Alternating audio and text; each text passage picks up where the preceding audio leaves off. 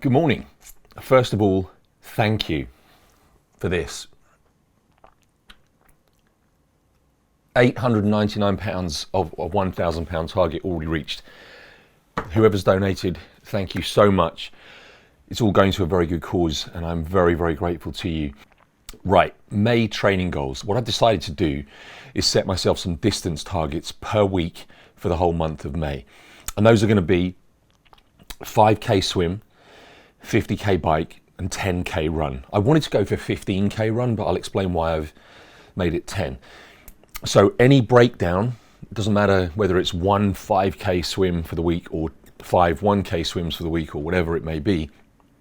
I want to just make sure that every week I'm getting in those distances of all three disciplines, because what I've found myself doing is focusing on long distance bike rides or something, and then it's to the detriment of the other disciplines, running and swimming. So I want to make sure I'm doing all three in preparation for another triathlon. So the swim is 5k, as I say, the bike is 50k, and that's totally achievable when I'm doing just bike riding. I'm out riding, on the gym bike anyway, the static bike. I'm getting 40, 50, 60k in quite regularly, but that's easy enough in the gym, and it's very different when you're in the outside world.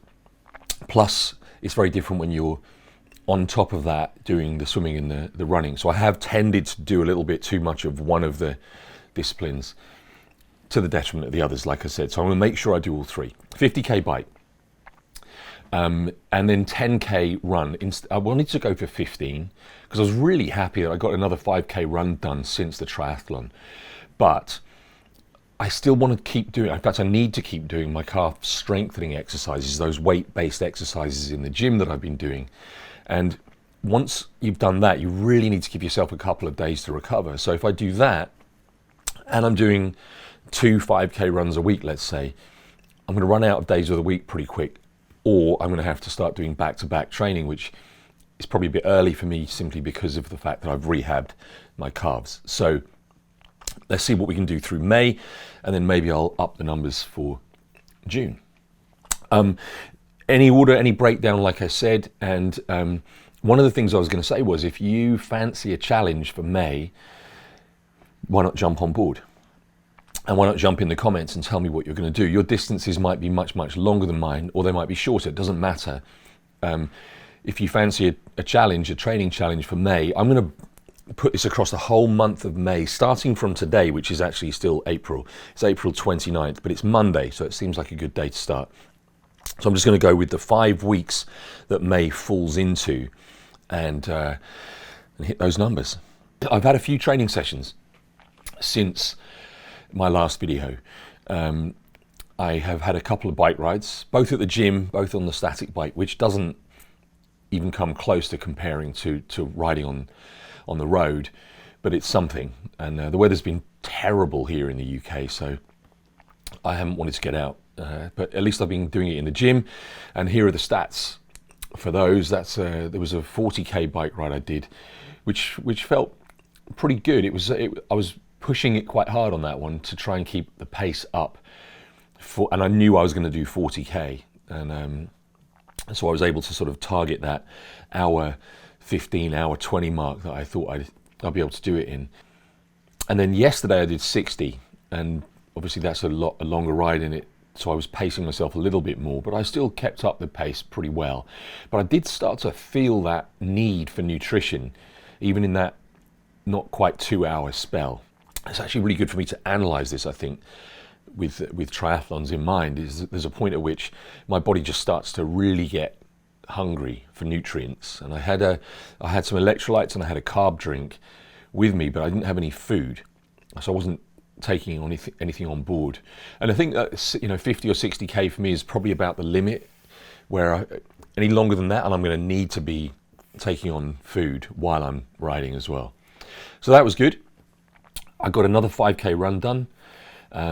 Sadly didn't film that because I thought I'd best just get the run done, because it's literally the first one I've done outside since the triathlon.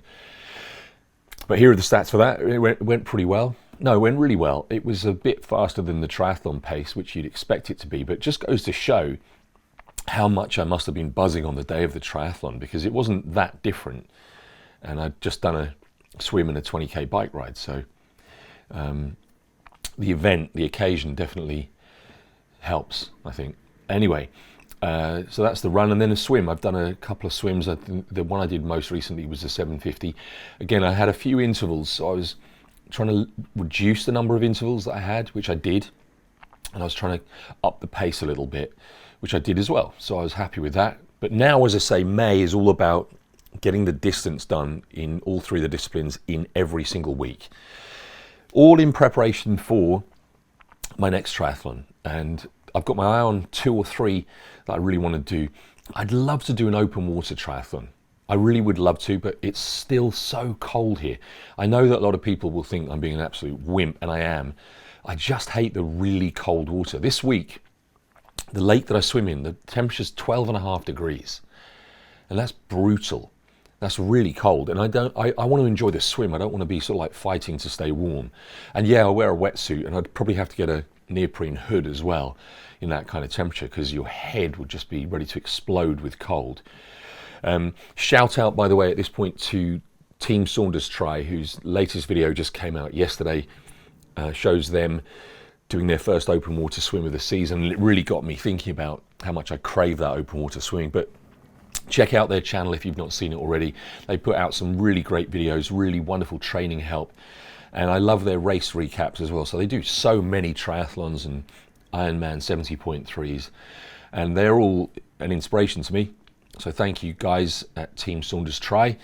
And so yeah, I'm gonna make a decision on the next triathlon that I'll book in the very next few days. And in fact, I'll probably announce that in the next video. And likelihood is it will be another one with a pool swim, just because of the temperatures that as I'm saying, unless I can go abroad and do one, of course.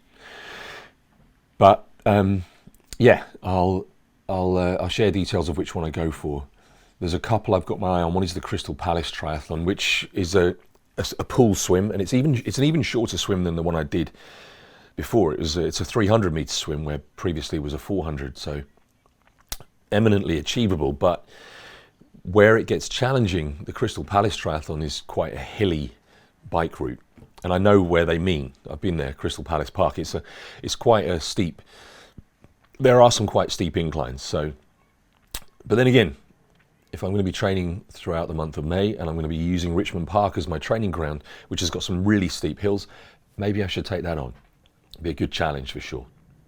There's also the Dorney Lake triathlons, and one of them that I've just discovered is in the evening, which is kind of cool. Not that the water's going to be any warmer in the evening, but I would at least be able to fuel myself throughout the day and maybe be able to handle that cold a bit better. So one or the other of those, maybe both, who knows. I'm going to book something soon, and I'll share that with you.